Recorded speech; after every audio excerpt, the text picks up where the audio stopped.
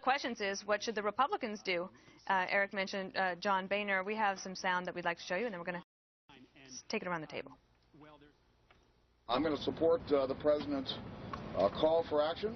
I believe that my colleagues should support this call for action. Don't let the enemy know what our plans are going to be. But if anything, it should be wider rather than narrow. Otherwise, why go to all this effort if we're just going to fire a few Tomahawk missiles? I've got to see the details. I've got to see what's going to happen. I'm very worried about just one of these cosmetic kind of resolutions. The connection between Syria and Iran is clear as a bell. To disconnect these two would be a huge foreign policy, national security mistake. If Congress votes this down, we should not be involved in the Syrian war. And I think it's at least 50-50 whether the House will vote down involvement in the Syrian war. That's actually an interesting thing. I'm glad that we ended on the Rand Paul thought, because, Eric, President Obama has maintained that he doesn't have to have congressional approval. And from what I understand, I agree with that. And they've left it open to say that even if this doesn't pass the Congress, that President Obama could act anyway. But if Congress doesn't approve it, what do you think that he will do it? Do you think he will do it and just face the consequences? I think when France came out and said only with congressional approval do we go with you, it will hurt his case if Congress says no. That means it's unilateral. Obama goes along. I think because he did draw the red line and made such a big deal with John Kerry last Friday, coming out saying we're going to go with or without Congress, I think he's going to go, and I think he wants to bring Congress along with him, I guess, to garner the public support, but it's not happening. The people are against this. The people, all these congressmen and senators that are going to go up for re-election are going to face their constituents and say, hey, we didn't want to go into Syria, and especially if this thing blows up, which it will, guys. It's not going to be a 24 or 48-hour event. This is going to have ripple effects. They're going to have to go face their constituents and say, look, I know you didn't want to do it, but I voted for it anyway. That's going to be a tough go for them.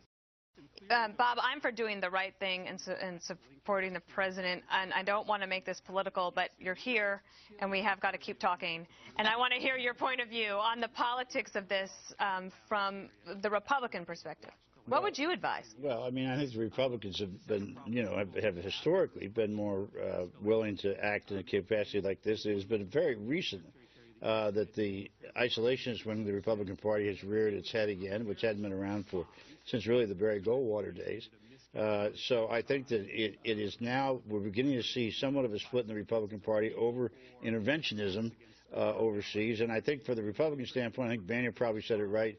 They probably should go along with the president. This is not, when they ask people in the polls, should you go into Syria, they're thinking about going like Iraq and Afghanistan. It is not a war. It is an intervention. That's a very big difference. What do you think, Andrea, from a politics standpoint? Do you think it matters? Ooh, I think this matters. I think this is going to be the most important vote outside of probably Obamacare. But this one, the fault lines are so interesting, the way that people are coming down on this. You have Republicans against the war, Democrats for, I should say, a strike, not a war. I'm willing to give Boehner a small benefit of the doubt on this because I think that the Speaker sees Americans' credibility on the line, and he does not want that desecrated, and I don't think any of us do. But I think it's a very critical vote that these members have to take, and they better think long and hard about this because Israel is not really supporting this. I think they're very nervous about this, Bob. I think Netanyahu made a statement over the weekend where he said, listen, we can defend ourselves, but they have cautioned the United States into getting themselves into something they're not prepared and committed to finishing. Well, just a point, Perez said unequivocally and in a statement that they supported this. And what's that? I didn't mean to cut you off, but let's be clear about this. We had this argument yesterday. Perez said we will support whatever America decides to do, but we also want America to entertain all options before making that decision. This was Paris Hilton?